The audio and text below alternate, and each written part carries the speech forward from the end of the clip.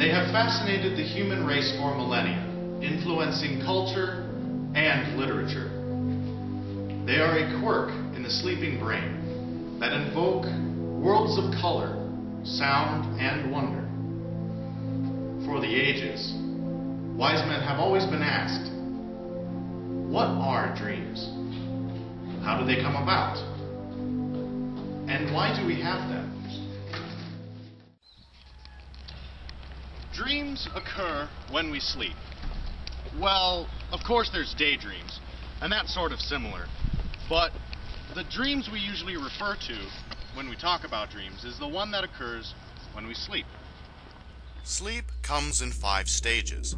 The first stage is a sort of mix between awake and asleep. The next stage is when your body starts to slow down to prepare for rest.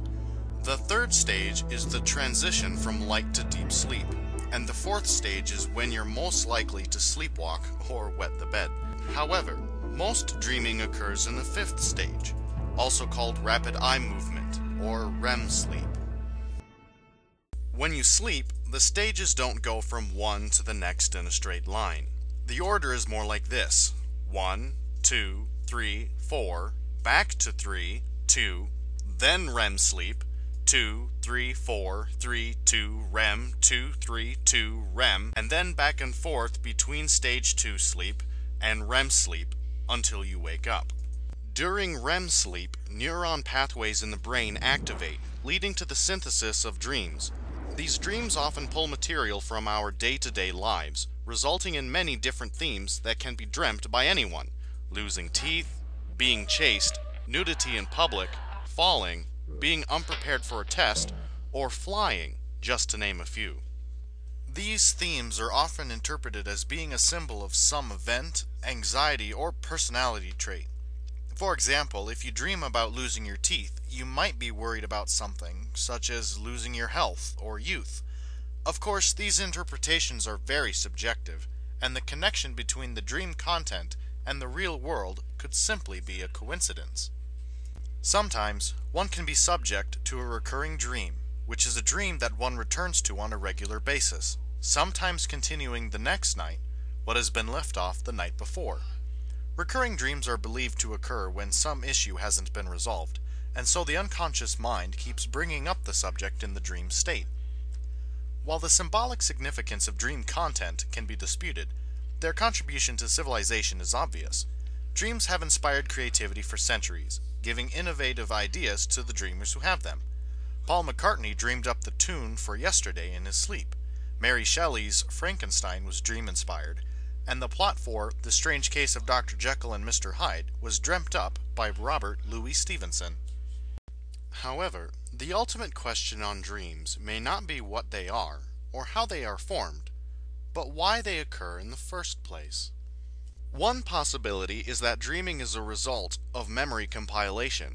We know, thanks to sleep studies, that the brain is quite active during the night, combing through recently formed memories, stabilizing, copying, and filing them so that they will be more useful the next day. This allows the brain to perform better at a task it has learned. For example, a pianist working on a piece of music will practice the difficult parts of a piece several times. After a good night's sleep, research shows that not only does the pianist perform the difficult task with better precision, but that he will do so with less mental effort. It may be that this memory compilation is just a subroutine of a larger process. Dreams could be an alternate state of thinking. After all, innovations and solutions originating from dreams are quite common. Thanks to dreams, Friedrich August Kekulé discovered the structure of benzene. James Watson and Francis Crick found the structure of DNA, and Descartes developed the scientific method. Innovations like these can be made because the prefrontal cortex, the part of the brain associated with planning, is less active during REM sleep. Perhaps a person dreams so that they can receive a message. But if so, what is this message, and where does it come from? Sigmund Freud posited that dreams were the product of the dreamer's own mind. He used the theory of psychoanalysis to develop a method of investigation suitable for analyzing dreams, among other things. The method begins by directing attention to the idea under scrutiny, allowing thoughts to flow from that. Whatever comes to mind is what the analyzer should pursue. A natural connection of associations is the train of thought sought after, which will eventually reveal what the dream means. Many religions believe that the source of a dream can be external. In Christianity, many dreams have come from God, with content that is either visions of the future or instructions for the present. Solomon spoke with God in a dream about becoming king, and Joseph was a renowned dream interpreter that saved Egypt from a 7-year famine. Daniel not only was able to interpret King Nebuchadnezzar's dream of future events, but he received a dream himself, which he also interpreted.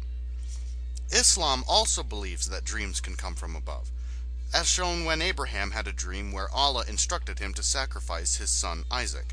Dreams were also a common theme in Greek mythology. In fact, there were 4 brothers in charge of the dream world: Morpheus, the god of dreams; Phobator, the god of nightmares; Phantasus, the god who created fake and illusional dreams; and Ikelos, the god who created true and realistic dreams.